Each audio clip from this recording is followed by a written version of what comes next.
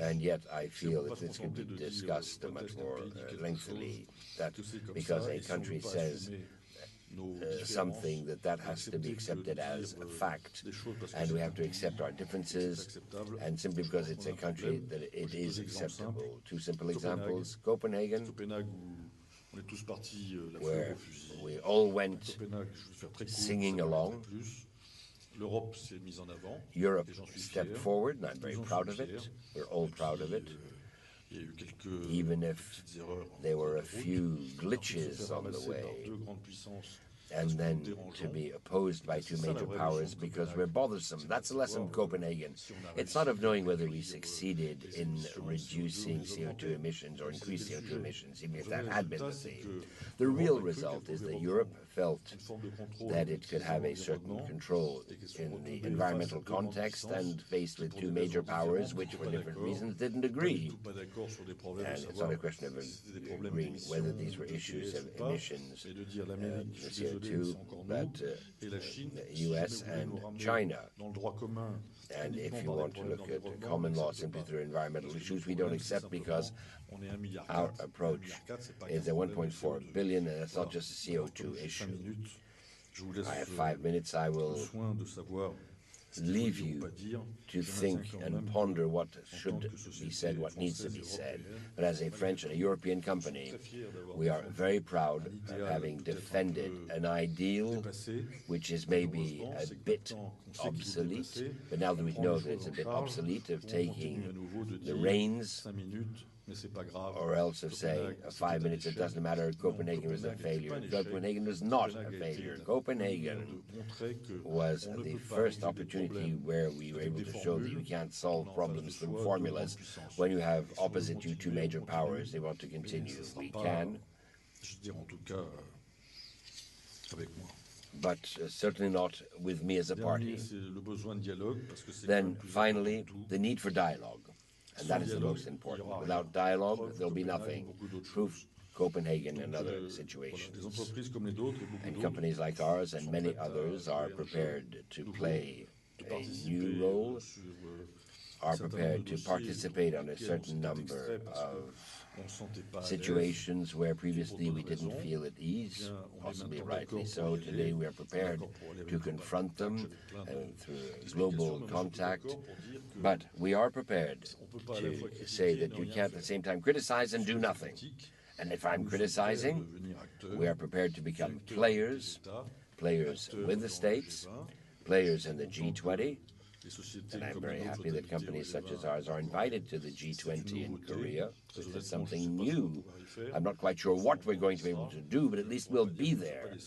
And we won't be able to say that we weren't able to speak. But you want to be invited, you're there. And then we'll have to see what we can do, and we'll be able to discuss it next year. Two last points on issues of concern to all of us and that we don't want to solve.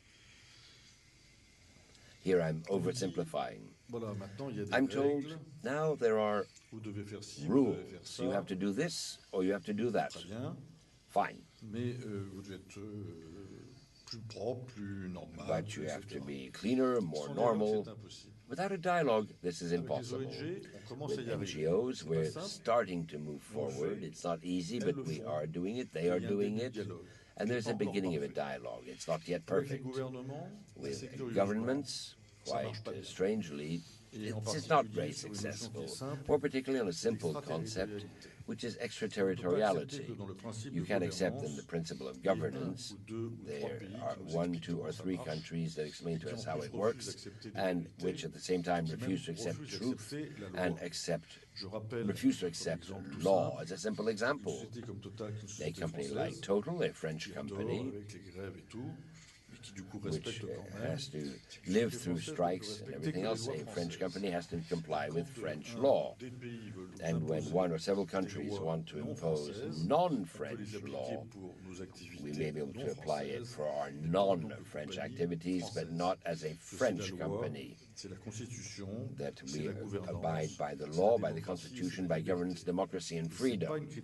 This is not any direct criticism other than to say, careful, the limits are lessons for those who are working in the field and who don't know how to maneuver, and when yes and no is said to them at once. You can't be compliant with European laws, compliant with French law, compliant with international law, and compliant with US law, or compliant with laws of Micronesia. There's no one from Micronesia, so I'm not going to offend anyone here. But we need to be very careful. You're putting the politicians forward and putting companies in impossible situations. You can't be at once legal and illegal. And one nice thing for NGOs, finally, sometimes it's easier to discuss and dialogue with NGOs, and for the governments we'll try to find an appropriate solution. And thus, in conclusion, one message with two examples. Sudan, where we were asked to come to help the Christians.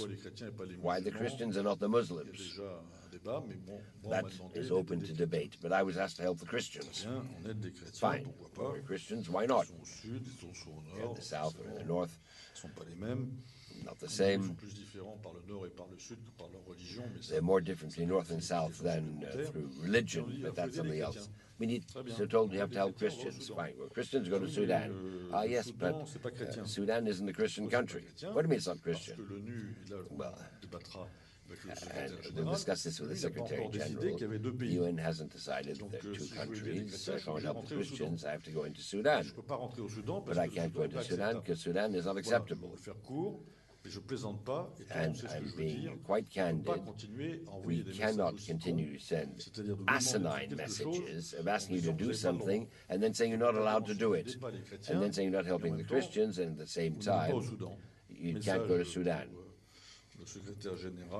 But for the Secretary General and for others, be careful about these messages, because we're in the field, it's incomprehensible. And Muslim friends, just like my Christian friends, I once was with a French intellectual whose name I won't mention. I asked him whether he preferred an honest Muslim or a dishonest Christian. He never answered. And the governance, thus, is still awaiting a response. And the second concluding theme, to show the importance and need of these governance issues, and that there are no clear answers other than goodwill. Something a bit more technical is a convention that we call in oil companies the EITI, an international convention, which means that we ask states with which we're working what is our income from oil or phosphates. There's not only oil, phosphates in Morocco, until oil is found in Morocco. But that is not the topic.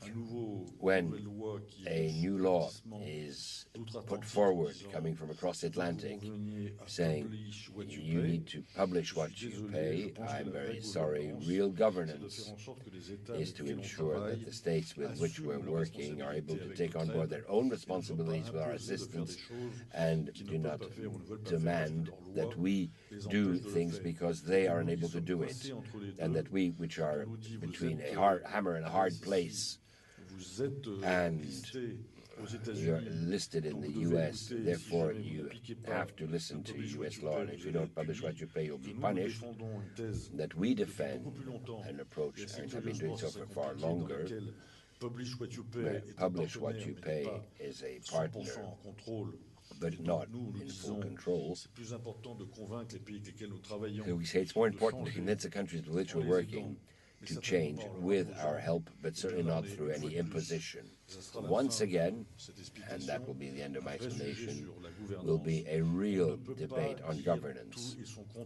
You can't say black and white at once. You can't deal with people as idiots, and you can't consider them as being unduly intelligent. You have to take them for what they are. When you want to do something, I maintain that this is done through understanding, even reinforced explanations. I am not in favor of only kindness and remaining passive. But if, at the end of the day, you simply impose extraterritorial laws and not understanding by the countries to go better, and within a system which is globalization and which is the only possibility to ensure democracy, so that those that have access to internet everywhere in the world are citizens of the same planet. If you haven't understood, I'll come back next year to conclude.